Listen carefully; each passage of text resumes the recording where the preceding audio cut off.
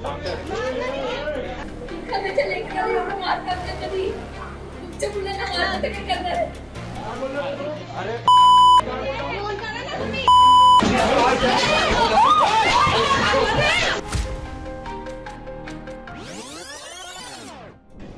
मी Mayuri Chavan. Lokmat live मध्ये आपल्या सर्वांचं मी स्वागत करते. खरं तर गेल्या 2 ते 3 दिवसांपासून सोशल मीडियावर एक CCTV व्हायरल झाला आणि या CCTVचे पडसाद संपूर्ण राज्यभरामधून उमटलेले आपण बघितले.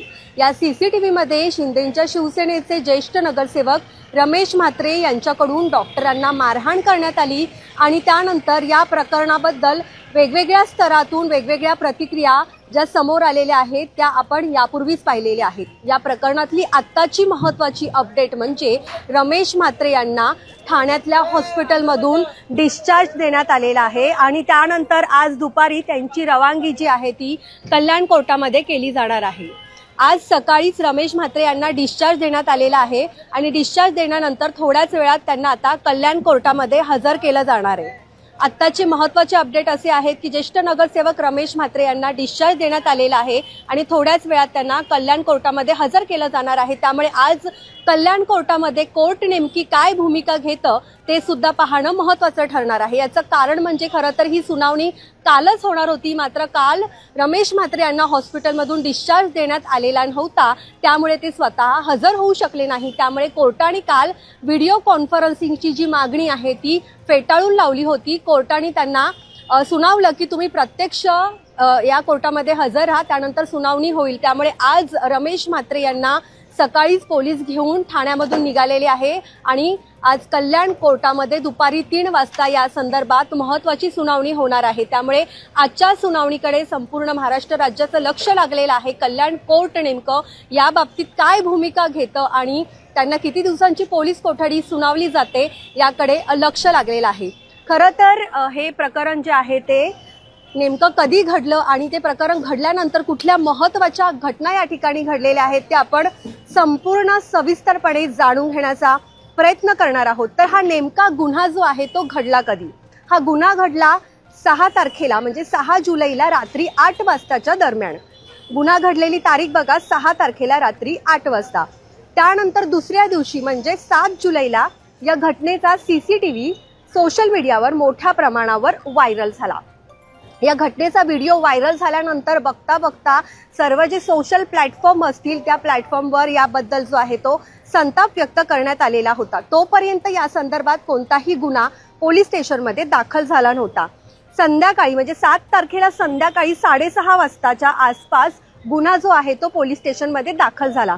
म्हणजे अपराध कधी घडला तर 6 तारखेला रात्री 8 वाजता आणि गुन्हा दाखल कधी झाला 7 तारखेला संध्याकाळी 6:30 वाजता. म्हणजे जवळपास 22 तासांच्या दीर्घ प्रतीक्षेनंतर हा जो गुन्हा आहे तो दाखल झालेला आहे. त्यामुळे या एकंदरीतच प्रकरणामध्ये वेगवेगळ्या चर्चा ज्या आहेत त्या कल्याण डोंबिवलीच्या राजकीय वर्तुळात सध्या सुरू आहे. 8 तारखेला नेमकं काय घडलं? या प्रकरणातील 3 आरोपींना अटक करण्यात आली. पोलिसांनी जी FIR दिलेली आहे त्यामध्ये 8 तारखेला पहाटे 3:48 3 आरोपींना अटक केलेली आहे. त्यामुळे आणि या 3 आरोपींना जेव्हा अटक करण्यात आली याची माहिती 8 तारखेला दुपारी जी आहे डोंबिवलीचे ACP सुहास हेमाडे यांनी माध्यमांना दिलेली आहे. गुन्हा घडलेला 6 तारखेला रात्री 8 वाजता, आरोपींना अटक झाली 8 तारखेला पहाटे 3:48 आणि CCTVच्या आधारे ह्या आरोपींचा तपास करून त्यांना अटक करण्यात आली असं पोलिसांचं म्हणणं आहे. आणि रमेश म्हात्रे यांना नेमकी कधी अटक करण्यात आली तर 8 तारखेला दुपारी 3 वाजल्याच्या नंतर रमेश म्हात्रे यांना अटक करण्यात आल्याची माहिती जी आहे ती कल्याण डोंबिवलीचे DCP अतुल झेंडे यांनी त्यांच्या माध्यमातून दिलेली आहे. म्हणजे जवळपास हा जर आपण घटनाक्रम बघितला तर 6 तारखेला ही घटना रात्री 8 वाजता घडली. 22 तासानंतर गुन्हा दाखल झाला.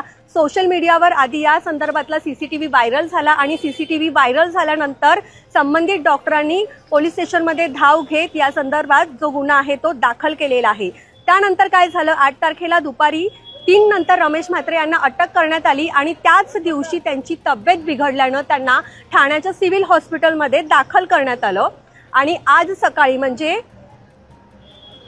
10 तारखेला त्यांना हॉस्पिटलमधून डिस्चार्ज देण्यात आला. 9 तारखेला म्हणजे काल या प्रकरणातली महत्त्वाची सुनावणी होणार होती. त्यामुळे काल सर्वांचं लक्ष लागलेलं होतं की रमेश म्हात्रे हे स्वतः कोर्टामध्ये हजर राहणार का. मात्र त्यांची तब्येत बरी नाही असं कारण देण्यात आलं आणि व्हिडिओ कॉन्फरन्सिंगची जी मागणी आहे ती त्यांच्याकडून करण्यात आली होती. मात्र कोर्टानं काल या मागणीला स्पष्टपणे नकार देत स्वतः हजर राहण्याचे आदेश जे आहेत ते त्यांना दिलेले आहे आणि कल्याण कोर्टामध्ये आज दुपारी 3 वाजता रमेश म्हात्रे यांना हजर करण्यात येणार आहे. आज सकाळीच त्यांना डिस्चार्ज देण्यात आलेला आहे ठाण्याच्या हॉस्पिटलमधून आणि तिथून त्यांना पोलीस घेऊन रवाना झालेले आहे आणि आज दुपारी कल्याण कोर्टामध्ये महत्त्वाच्या घडामोडी ज्या आहेत त्या ठिकाणी घडणार आहे. कल्याण कोर्ट परिसरामध्ये सुद्धा मोठ्या प्रमाणावर पोलिसांचा बंदोबस्त आहे तो तैनात करण्यात आलेला आहे आणि सूत्रांनी दिलेल्या माहितीनुसार कल्याण डोंबिवली महानगरपालिकेचे आयुक्त अभिनव गोयल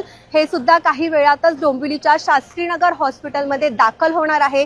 त्यामुळे अभिनव गोयल नेमके हॉस्पिटलमध्ये कधी दाखल होतात आणि त्या ठिकाणी नेमकं ते तिथल्या कर्मचाऱ्यांशी डॉक्टरांशी काय संवाद साधतात आणि प्रशासनाची नेमकी या संदर्भात कोणती भूमिका स्पष्ट करतात ते सुद्धा पाहणं महत्त्वाचं ठरणार आहे.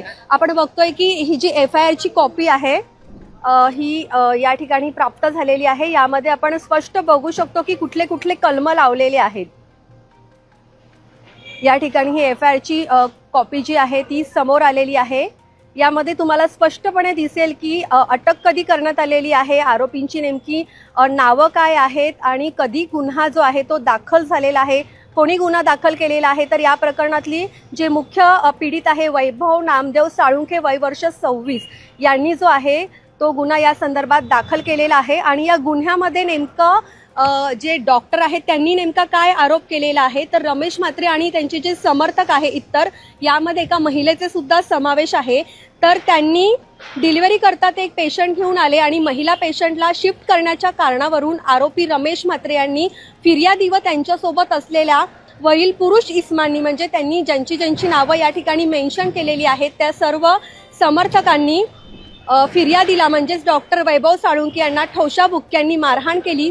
त्यासोबतच पेशंट सोबत आलेल्या महिलेनं चिथावणी देऊन दमदाटी केली व रमेश म्हात्रे यांनी साक्षीदार डॉक्टर सृष्टी मॅडम यांना धक्का देऊन हातावर चापट मारून त्यांचा मोबाईल खाली पाडला व टेबलावर ठेवलेले हॉस्पिटलचे रजिस्टर उचलून फिर्यादीच्या डोक्यात मारून आपखुशीनं दुखापत करून पुन्हा मारहाण करण्याची धमकी दिली म्हणून गुन्हा दाखल करण्यात आलेला आहे. म्हणजे FIR कॉपीमध्ये नेमकं काय मेन्शन करण्यात आलेलं आहे. फिर्यादी डॉक्टर जे आहे डॉक्टर वैभव साळुंके वय वर्ष 26 यांचा नेमका आरोप काय आहे हा या FIRच्या माध्यमातून समोर आलेला आहे. त्यामुळे नेमका आरोप काय करण्यात आलेला आहे ही बाब आता या ठिकाणी स्पष्ट झालेली आहे. खूप रंजक घडामोडी एकंदरीतच या प्रकरणामध्ये आपल्याला घडलेल्या दिसतात. म्हणजे गुन्हा घडल्यापासून ते आजच्या सुनावणीपर्यंत अनेक ज्या महत्त्वाच्या घडामोडी आहेत त्या या ठिकाणी घडलेल्या आहे. या घटनेचे पडसाद अधिवेशनामध्ये सुद्धा उमटले. आज खरं तर अधिवेशनाचा शेवटचा दिवस आहे त्यामुळे या प्रकरणावर नेमकी काय चर्चा होते का ते सुद्धा पाहणं महत्त्वाचं ठरणार आहे.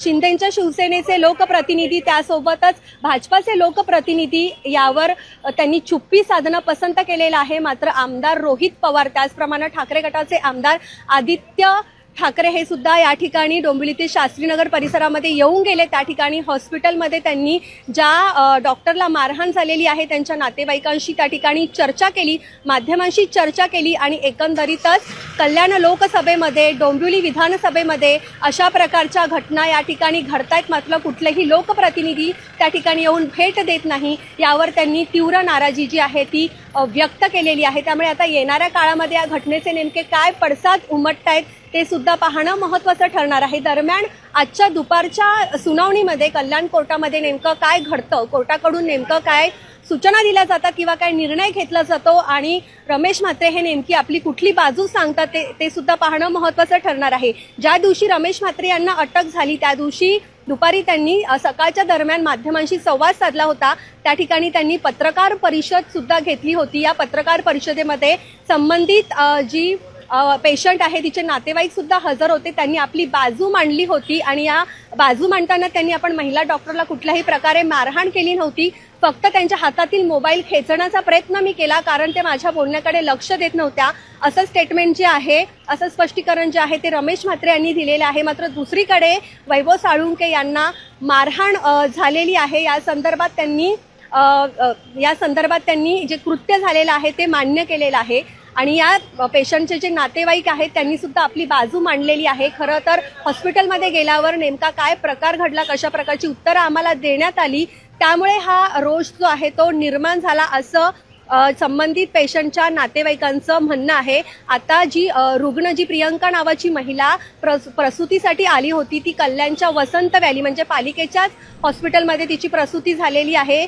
बाळ आणि बाळंतीण सध्या दोघेही सुखरूप आहे. त्यामुळे आजच्या सुनावणीमध्ये रमेश म्हात्रे यांच्याबद्दल नेमकं कोर्ट काय निर्णय देतं ते पाहणं महत्त्वाचं ठरणार आहे. या संदर्भातील सर्व अपडेट्स आम्ही तुमच्यापर्यंत पोहोचवणार आहोत. व्हिडिओ जर्नलिस्ट रोशनी खोसह मयुरी चव्हाण, कल्याण डोंबिवली.